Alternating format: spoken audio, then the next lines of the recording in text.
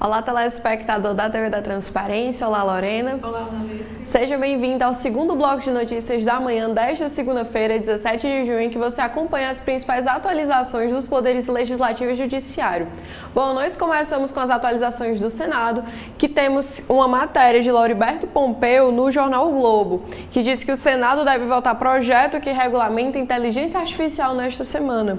De acordo com o senador Eduardo Gomes, do PL, o relator do projeto, a iniciativa será votada pela Comissão Especial sobre o tema na próxima terça-feira, com a análise pelo plenário até o fim de semana. Gomes já havia apresentado uma versão inicial do parecer no final de abril, mas fez algumas mudanças. Entre as modificações estão o recuo na não regulamentação do uso de sistemas de armas autônomas, ou seja, que dava margem para um uso automático por parte da máquina. Também houve mudanças na categoria de alto risco, com a retirada de sistemas de identificação biométrica. Além disso, a iniciativa diz que todo o sistema de inteligência artificial passará por avaliação preliminar realizada por fornecedor para a classificação do seu grau de risco. O Palácio do Planalto apoia a iniciativa, mas ainda vê espaço para melhoras no texto. O secretário de Políticas Digitais do Ministério da Secretaria de Comunicação da Presidência da República, João Brandt, declarou que o projeto precisa ser mais duro contra o uso de deepfakes, que são imagens e vídeos criados artificialmente que costumam disseminar desinformação. Outra demanda do governo é excluir das atividades consideradas de alto risco a avaliação de endividamento por inteligência artificial. O Ministério da Fazenda avalia que a medida é restritiva e pode limitar a concorrência da oferta de crédito.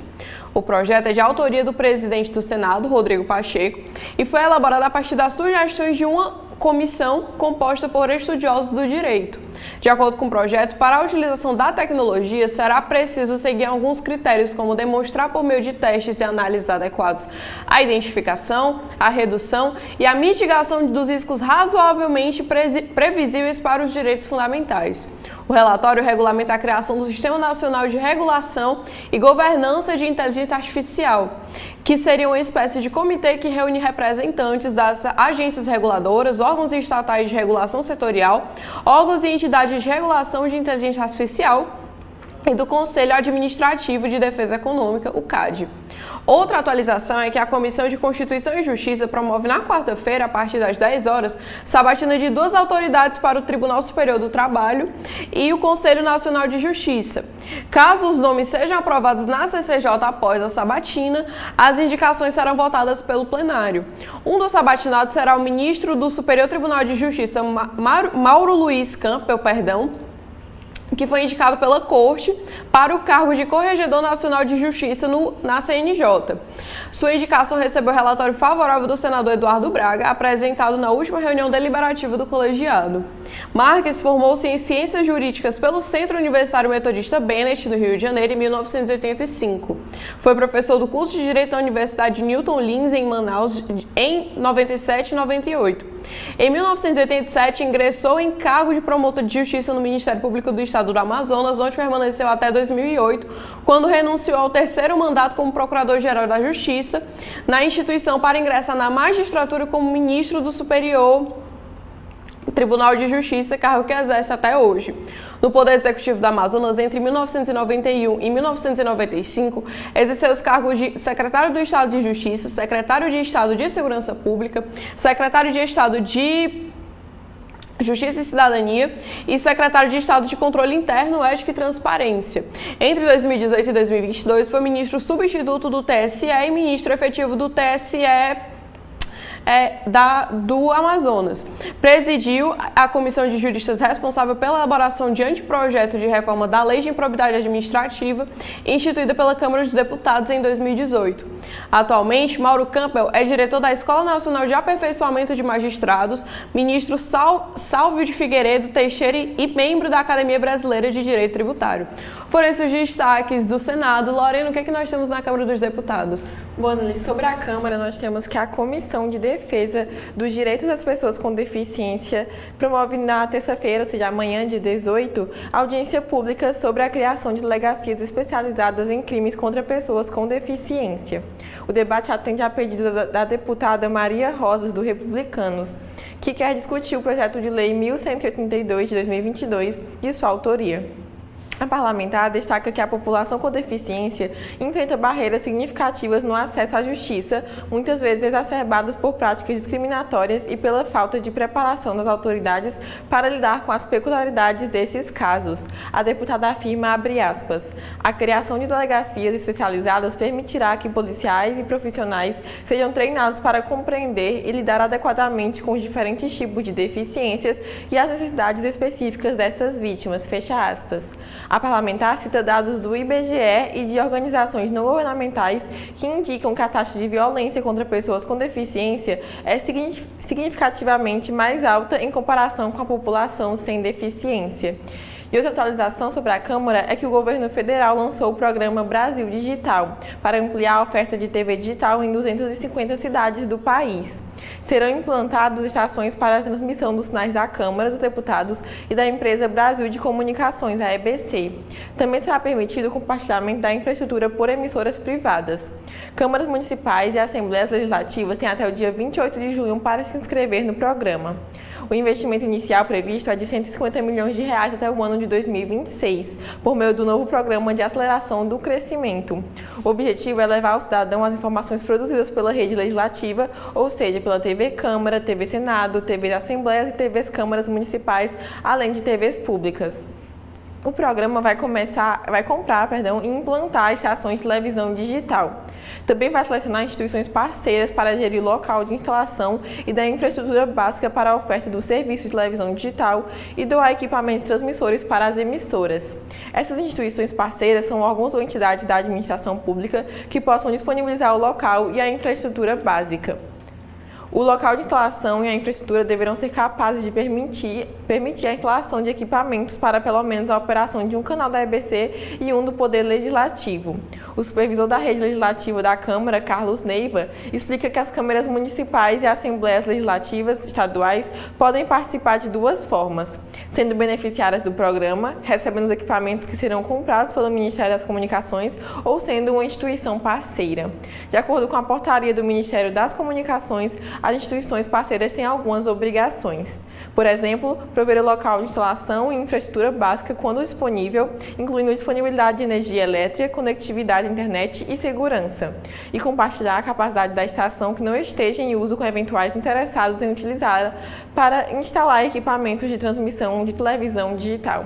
Isso é o que nós temos sobre a Câmara hoje na lista. O que a gente tem sobre o STF? Bom, Lorena, nos destaques do Supremo, nós começamos com a matéria de Jennifer Goulart para o Globo, que ela fala do caso Marielle, que o STF vai decidir nessa semana se torna réus os irmãos Brazão e delegado por morte da vereadora e do motorista. A denúncia do caso do assassinato da ex-vereadora do Rio de Janeiro, Marielle Franco, e do seu motorista, Anderson Gomes, será julgado pela primeira turma do STF nesta terça-feira. O ministro Alexandre de Moraes, relator do caso e presidente da primeira turma, liberou o processo para análise e marcou o julgamento.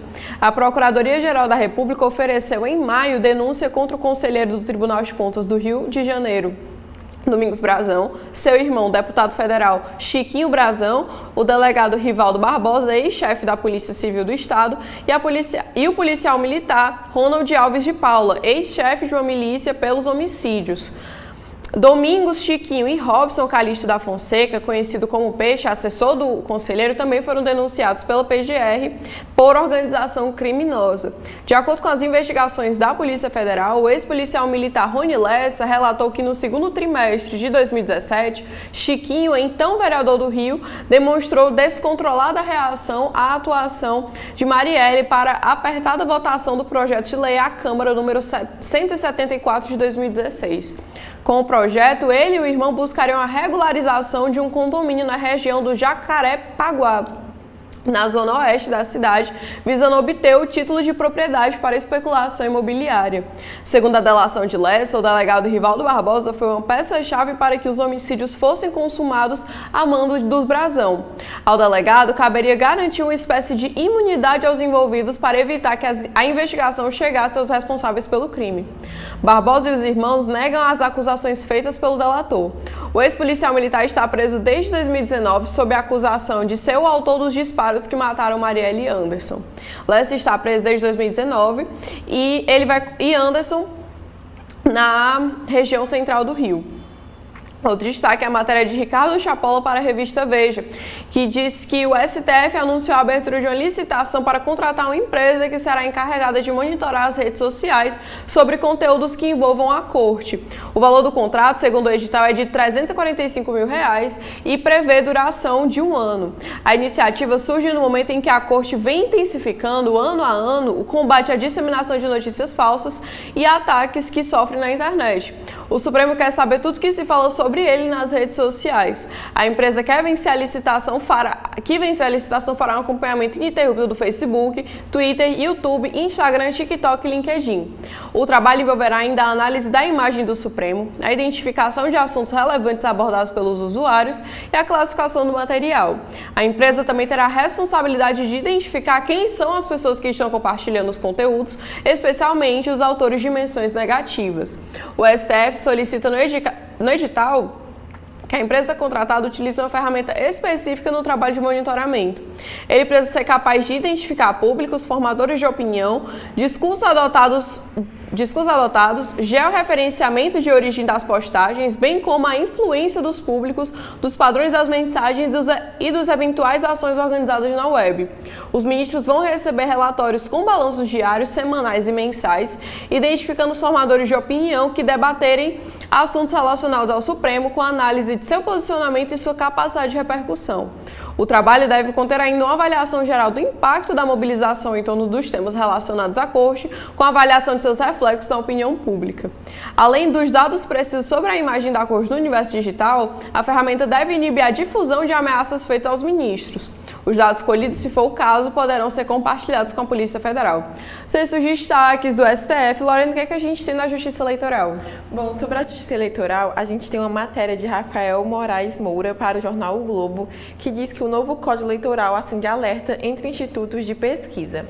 O projeto de lei do novo Código Eleitoral, que esvazia o poder de fiscalização do Tribunal Superior Eleitoral nas prestações de contas partidárias, tem provocado preocupação também entre institutos de pesquisa.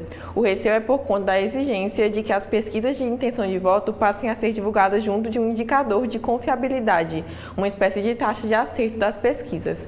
Pelo relatório do senador Marcelo Castro, do MDB, que é da base do governo Lula, a divulgação das pesquisas deverá ser acompanhada de um indicador de confiabilidade a ser elaborado pela própria Justiça Eleitoral.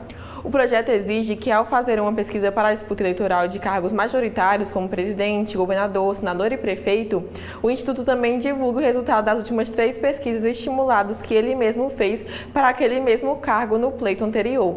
O histórico a ser divulgado é o dos percentuais de intenção de voto apenas do candidato eleito naquele pleito e não de todos que concorreram ao cargo. Isso quer dizer que, se esse dispositivo estiver valendo, todas as pesquisas para o cargo de presidente da República em 2026 devem ser divulgadas junto com os dados que mostrem qual foi a porcentagem de votos efetivamente obtida por Lula, o vencedor, no ano de 2022, em comparação com o que previam as 3 últimas pesquisas estimuladas feitas pela mesma instituição naquela campanha. A pesquisa estimulada é aquela em que o eleitor é apresentado a uma relação com o nome dos candidatos para que ele escolha uma única opção. Castro alega que essa divulgação permitirá aos leitores o distanciamento crítico em relação às pesquisas, com a consequente redução do grau de influência indevida sobre as intenções de voto, mas não apresenta nenhum estudo técnico sobre a suposta influência indevida dos institutos para fundamentar a sua proposta. Para o senador, discrepâncias muito grandes entre as estimativas das pesquisas e o resultado final das eleições não são razoáveis, mesmo considerando que percentuais maiores de eleitores tendem hoje a mudar sua intenção de voto de forma abrupta e radical. A medida enfrenta forte oposição da Associação Brasileira de Empresas de Pesquisas, que avalia que há uma falta de compreensão do parlamento sobre a função dos levantamentos e teme a confusão para a população com a mistura de dados recentes com os do pleito passado. Desconheço qualquer país que tenha regulação nesse sentido. Não é a finalidade do Instituto adivinhar o que vai acontecer na eleição. O que a gente tem no Brasil é uma expectativa errada sobre a finalidade da pesquisa. É o que diz a advogada Natália Lima, consultora da ABEP para os assuntos relacionados à legislação eleitoral. Ela também afirma, abre aspas, a pesquisa é um diagnóstico do momento em que ela é coletada, é uma fotografia daquele momento e vai apontar uma tendência, mas ela não é um prognóstico do futuro, fecha aspas. Outro problema apontado pela advogada é a confusão que pode ser criada com a divulgação de dados das pesquisas recentes e dos levantamentos da campanha passada. Ela diz, abre aspas, o eleitor vai se perguntar por que estão falando da eleição passada se o prefeito nem é mais o candidato agora. Ao invés de facilitar, isso vai dificultar a compreensão, fecha aspas. A versão original do novo Código Eleitoral, aprovada a toque de caixa pela Câmara em 2022, previa a divulgação de uma taxa de acerto das pesquisas feitas pelos institutos nos 5 pleitos anteriores.